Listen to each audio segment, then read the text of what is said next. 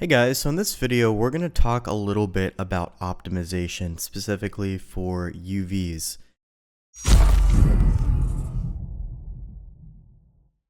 Now in the last video I showed you my workflow for unwrapping, hopefully you've seen that, and I really want to build on that because there's quite a bit of information that I did not put in there that is still very important to consider. Now the first thing I want to mention that a lot of people don't realize is that when you're working to make a game asset versus if you're just working just to have a cool render, but maybe you want to texture this outside of Blender, I use two completely different workflows. The reason being is because when I'm just going for a cool looking render, concept art, I'm not worried about my overall poly count. I'm not worried about baking. I'm not worried about decimating down the bevels and all that stuff. I don't bother with that. Reason being is because I just need to get it into a texturing software, texture it, and then bring it back into Blender and then render it. I'm not using it in a game. I don't need to optimize it very well. It doesn't matter. Now, if I'm working, towards a game asset workflow, I definitely want to do things a bit differently because there's a lot of areas we could really optimize this mesh. Now, one of the easiest ways to increase the overall resolution of your model is to split it up into two separate texture sets. I do have a video on texture sets. If you want to watch that, it should explain it a bit better. But generally what I would do is I would take maybe like the bottom half and assign that a specific material, and then the upper half and then maybe assign that another material. So that way we have one texture set for the top and then one for the bottom, which could allow us to, roughly double our resolution in some cases. So I'm not going to actually do that here. I want to show you one of the most powerful ways to keep one material, which is going to be the most optimal solution, just having one material draw call. And I'm going to show you how we can just use one material, but also kind of optimize the UVs even further. And the first and probably most obvious solution is to simply remove the faces that we cannot see. Now, like I said, if I was just doing this for a render, I'd probably just use multiple texture sets and not worry about it. But, for a game asset workflow, or maybe you just want to optimize it anyways, you definitely want to remove faces you can't see. So for example, let's try to find a piece where there's just faces we're never going to see. So for example, right here, we'll go ahead and, by the way, these would be bakeable pieces. If you were making this into a game asset, you could easily bake this. I'm just not going to do it here. So for example, all these faces here in the back we cannot see. Now you might be thinking, okay, let me just delete the faces out here in the back. So X and then delete faces. The issue with this is we lose that bevel there in the back. Notice what happens. That bevel goes away. And if I undo it, you're going to see that bevel returns. So you don't actually want to straight up delete any of the faces. What you want to do is you want to inset the face first. So what we're going to do is press the I key to inset, delete the faces, and you're going to see we have a lot less space there being used, but we still have that bevel retained. Make sense? Cool. Let's go to some other areas in here and see what we can find. So most of these should be pretty obvious, like these faces here in the back. Once again, you want to make sure you don't just straight up delete the faces, because if you do, you're going to lose that bevel. So what I'm always doing in most cases, I'm just insetting the faces like this and then deleting them. You don't have to go too far in, but this is going to definitely save you quite a bit of space long term. So we have that one. That one looks pretty good. We can also do it on this one. So part of this one at least. So maybe like this portion here. I'll just do this interior. That should be enough. Okay. That one definitely looks good. Let's go to this side as well and grab maybe just this portion. That should be good enough. Cool, so that one looks good. I'm just going to hide these kind of as we go through them, like we did in the last video, just so we don't forget anything. So same for right here. And this is basically the process I'm taking for the entire model, just basically removing the faces we're never going to see and then optimizing it that way. Now the reason this is so powerful is one, it reduces poly count, but that's not the main reason, nor the reason I'm concerned with. The main reason we do this is because the more faces you have removed, the less UV space you're going to have taken up, because the faces aren't going to exist anymore. So let's see, we could definitely get some of this interior portion here. I'm just going to kind of guesstimate that one. Let's see. Let's just do Alt H real quick and see how far down that goes. Yeah, that should be fine. I want to make sure, you know, no one can see it, so we'll inset that. Can kind of see it in there, but no, you can't really actually. That should be fine. That one looks good. Then definitely, actually not on this side because we can see through it, so I mean, I could inset this quite a bit if I wanted to. You know, like right here, for example. What I could do is inset that, but we're going to actually get some overlaps, it looks like. So you know what, I'm just going to leave that one alone, not that big of a deal. Or what I could also do is drop in a loop cut there. Right, so drop in a loop cut there, drop in a loop cut here, and then maybe just knock out some of these faces. Just trying to get what I can. You don't have to be perfect with it. Looks good. Some of those faces are removed now. So that one's good. Let's see what else. These back faces right here, I could actually just remove the whole thing without insetting it, because we're not going to even see it at all, so that should be fine. Cool, so we have that one. Then we also have this face on the inside here. Actually, I just realized we have a boolean that we forgot to apply. Maybe I missed that in the last video. Not that big of a deal. Let me just quickly drop in. You don't need seams on deleted faces, by the way. Let me just drop in a seam here real quick. And I'm definitely missing some more here on the bottom. There we go, a little bit better. Cool, so that one looks like it's probably about as far as we're going to get, so that's good. So we'll hide this one, and just Alt-H and just kind of see what else you can remove. I'm not going to worry about this one either. Okay, this one here, we don't have anything in the middle, but we could remove these faces on the inside because we're not going to see that bevel. And then same for this portion, we could remove these. Looks good. Can hide that one. And there's probably going to be areas I just overlook or miss, and that's not that big of a deal. The whole goal here is to just get like the main stuff, right? You're not going to get everything, but if you can get as much as you can, it's going to be a lot better. So right down here as well, can delete these faces.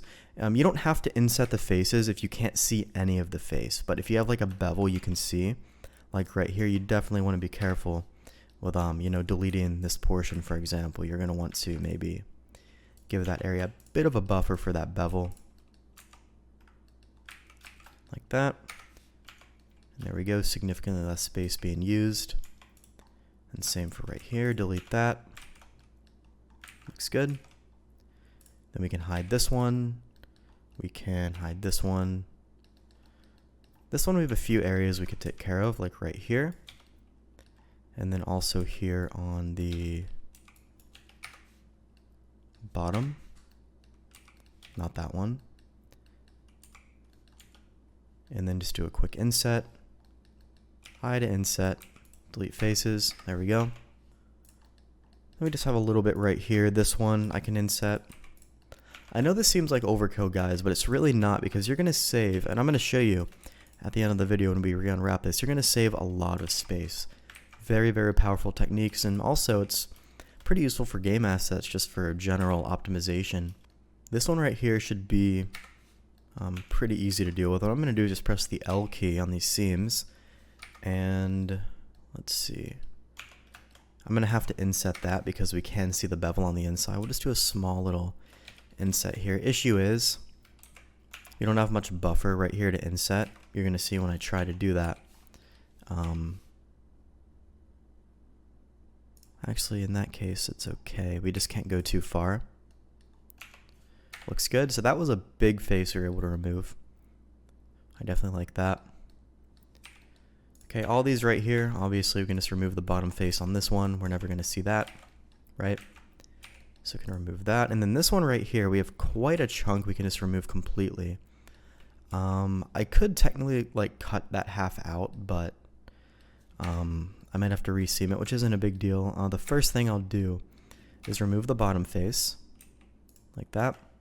The next thing I'll do is drop in a loop cut right here, and then drop in a loop cut here. And just remove that completely. We're never going to see it. I don't think. Nope.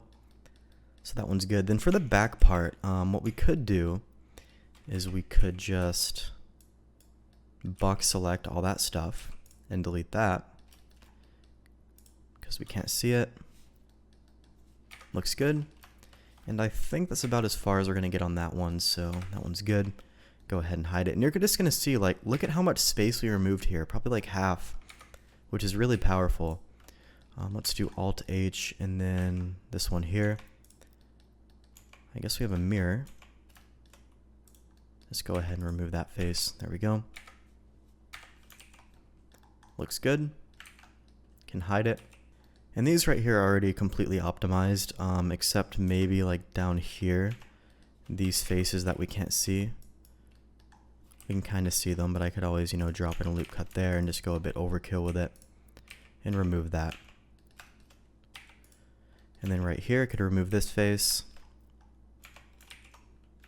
That one looks good. And then, there's a good portion up here we can't even see. So what I'm going to do is, let's see. Actually, we can't see any of this, so we can just go ahead and remove all that. Okay. Looks good. And I think that's about as far as we're going to get on that one, so we can go ahead and hide that. Now, if I were optimizing this further and, removing areas we could bake, these little crevices right here we could easily, remove and then bridge just because those could be baked. But for the purposes of this video, I'm not doing that. I'm just showing you this method of optimization because this mainly pertains to, the UVs. But, you could remove these if you plan to bake that. That could save some additional space. But for right now, I just want to get in here, just inset this, delete. And that one looks good. Cool. All right, and then here we have the bottom face. Can just go ahead and inset that one. Cool, and we also have like this back portion. Pretty much all this that we can't even see. Because when I Alt-H that stuff, you can't see it, right?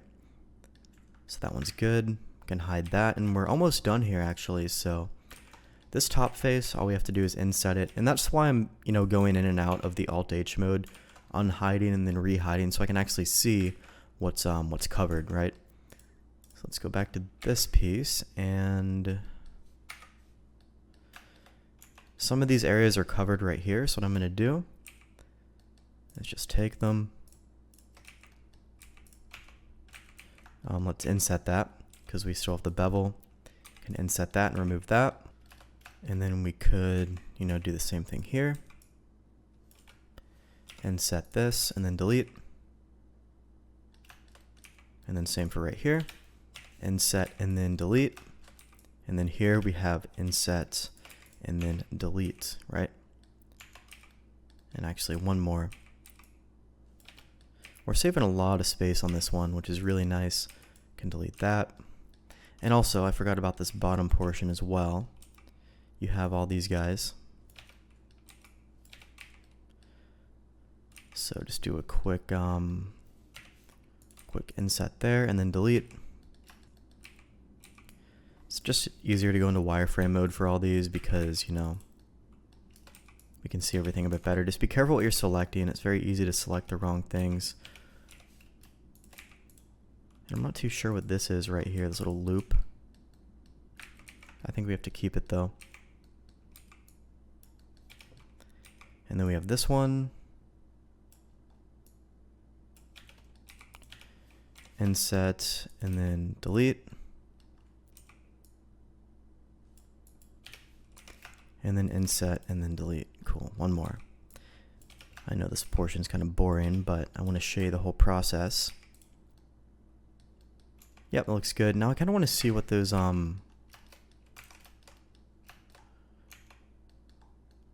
interesting. I think I pressed the only faces button by accident because that's why we kind of have like these edges still chilling here, but not a big deal. What I'm going to do is select these edges and then these edges here. If you delete faces versus only faces, that could happen. So if I were to go in here and delete only faces, it would actually keep the edge there in the middle. So interesting. Cool, we actually don't need these strips right here. I don't think these are contributing to anything, so I can just remove those. Just make sure. Yep, we're good. I wasn't sure what those were, that's why I wanted to go into solid view here and isolate it so I could see. And then we have this one. And then that looks good, I think. Yep. Cool, so that one is pretty well optimized. You can go ahead and hide that. And then of course the interiors of these pieces. I'm just gonna press, let me remove these chamfer seams. So clear seam, and then I can just press the L key here. And then, actually I'll keep the seams here because we're not gonna see them. And then I can literally just focus on this part and inset it. And then delete. And these are all mirrored very nicely, so I don't have to deal with all the rest. And this one's mirrored as well, so same thing. Let me just remove these chamfer seams. Press the L key, inset, and then delete. Cool. Looks good. And then we're just about done here. Some of these are instances, so let's see what we can remove on these. So Alt H can remove this here. Could actually remove like a good portion of that if I wanted to, but I'm not going to stress too much about that. Under here, I definitely want to inset these and then delete. Actually, it's a little bit too far, so maybe what I could do is run a knife from like here to here and then just inset this portion only. Yep, that looks good. And then we hide that, and then for this upper portion, same thing. Inset and then delete. And then kind of like the inside here, we could maybe remove like some of that. Looks good, and then maybe for the wheel, could remove like, I don't know, something like this. I'm not going to stress too much about that, not a big deal. Cool. And at this point, we should have everything nice and optimized. Let me hide these instances here. Also, I don't know what these pieces are. I guess they're like the wheel well or something. Delete that. Cool. So we basically have the same exact model now, but notice, or we can't notice, but you should know that most of these faces are actually removed, although the model looks exactly the same. So this is going to actually save us a lot more UV space overall. So compared to the beginning of the video with how our unwrap looked, let's see how it looks now. We're going to go ahead and go to the UV editor. And then what we can do is we can unwrap. And of course, we're going to have to go through the same process of kind of straightening out these islands. So if there's a tool that you guys know of that just kind of like detects these automatically, I think Zen UV is something like that, but I don't know how accurate it is. So I like to kind of do this a bit more manually because I've had a lot better results that way. But really I just want to make sure I get in here. And for all these islands that we can straighten, I want to straighten them. So I'm actually just going to do this off camera real quick because it's kind of boring. Okay, so we have our first batch here. Let's go ahead, go to UV squares and then 2 grid by shape. Like I said, some of these like to mess up and I really don't know why. So in these cases, you can always just do like 1/2 first, and then you can do the other half second, because sometimes you just have to like help it out. Let's do these separately. There we go. Yeah, I think it's a bug in that add-on. Just do a few of these, and that one worked. Cool. And then what I'll do is just go ahead and press the H key to hide those. We can always press Alt H to bring it back. This is just going to help me view the UV editor a little bit easier. Let's move this out. And then just back to what I was doing before, I'm going to try to find some areas that, you know, I can straighten out. Let me actually drop a seam right here. Cool. Looks good. We have another really long ring right here. Let me see where that one is. It's kind of on the inside, so what I'm going to actually do is right here, just put a seam like, is that the right one? Not sure. We can come back to that. That one's a really thin strip. Shouldn't be a big issue. Let's keep going in here. We have another one. I think this is the one that we can straighten though. Let's do 2 grid by shape on this one. Yep, cool. And there's still quite a few that I just missed here, so I'm just gonna really get in here and get as many as possible. You don't have to go crazy, but you do want to get the big ones that you could just straighten out immediately. So like these right here are pretty obvious. This one could be straightened. Some don't actually need to be straightened. You'd have to kind of experiment depending on your model and just see what the best solution for you is. Okay, we've gotten the main ones here, I believe. So what we'll do, go ahead and 2 grid by shape. There we go. Now for some of the circles, or the rings like I like to call them, that we can straighten out, let's go ahead and go in here and just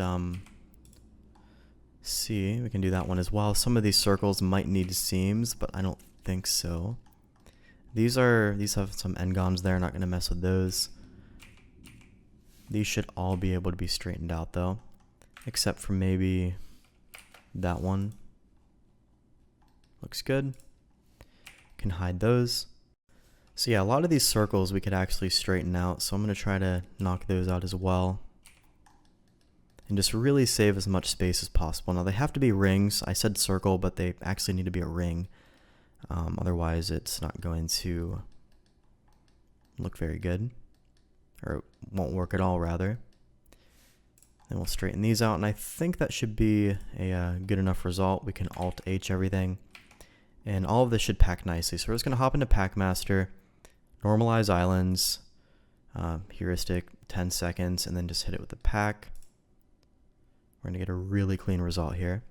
Still a little bit of gray space. I suppose I could try to optimize that even further, but if we go into our material view now, you're going to see the squares, the checkers here, are significantly smaller than the original ones we had at the beginning of the video, because we're using a lot less faces in the UV space because we removed them. Now there are some additional ways to optimize this even further. Obviously, the easiest one would be to remove pieces that we can bake if you plan to bake this, you know, for a game asset or something. So for example, like since these pieces right here could technically be baked, you could always remove them, and then in here you would just have to basically patch this up. So I would just literally go in here, remove the faces, and then just reconnect it up. So you would do something like this, patch that, and then here you would just literally merge it together. And you could just kind of do something like that. And the more you remove areas you can bake, obviously the less UV space will be used as well. So that's one way you could do it. But like I said, I don't want to do that in the entire video because that's just a completely different topic and video idea. But you're going to see it wouldn't use like all that extra space in there because it would be baked. But that is one solution, of course. I'm going to undo that because I didn't actually want to change that. So that's one solution. Another solution would be to, which I briefly mentioned earlier, is for like areas like this that you could bake. You could always remove that as well and then just kind of patch that up. You know, bridge those edge loops. Guess we got to do it separately. Like that, and then just remove the excess edges, and then there you go. A lot less space being used there as well. So there are definitely plenty of solutions. It just kind of depends on what you're going for. And the most obvious and easiest solution is to do what I showed you in this video, which is to remove all those faces we can't actually see, because not only is the poly count going to be lower, the resolution is going to be a lot higher. So bottom line, remove as many faces as you can. It's going to make everything a lot cleaner and just going to give you the most optimized result. Now, for those of you that do want to take a model like this and bring it outside of Blender, I'll just quickly show you. All you have to do, just as like a quick and sloppy way to do it, is to add a triangulate modifier, tick on the Keep Normals button, and then make sure you have the Copy Attributes add-on turned on. And then what you can do is press A, Control C, and then copy the triangulate modifier to everything else. And this is especially important for models with n-gons, because if it's not triangulated beforehand in Blender, the software you export it to will try to do it automatically and just cause a mess. So that is basically what you would do if you wanted to export this from Blender. Now the last thing I want to mention here is, what do you do with all the separate pieces? There has to be some sort of, way to join it together, right? What a lot of people tend to do after they, unwrap it, add the triangulate, do all that good stuff, is they just try to join everything together at once. So they'll just do Control J, but things like this will happen. Things will kind of like disappear. You might have some overlaps in certain areas. I think these disappear because they were instances, but basically what you want to do is you want to make sure you apply all the modifiers beforehand. And let me show you why. So let's say I had a cube here. Zoom in. And let's say I had a really tight Boolean cut, like right here. And we just had a really small holding bevel. And let's say I had another cube. And this cube had a really, really big bevel, right?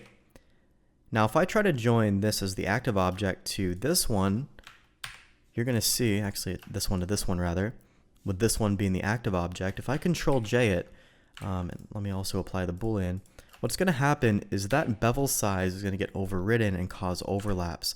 However, if I apply all the modifiers beforehand, so Control A, visual geometry to mesh, now when I join it, the bevel doesn't get overridden because the bevel is actually baked in as real geometry. So it's very, very important that before you do anything with your model, that you select everything, Control A, visual geometry to mesh, and then you join it together.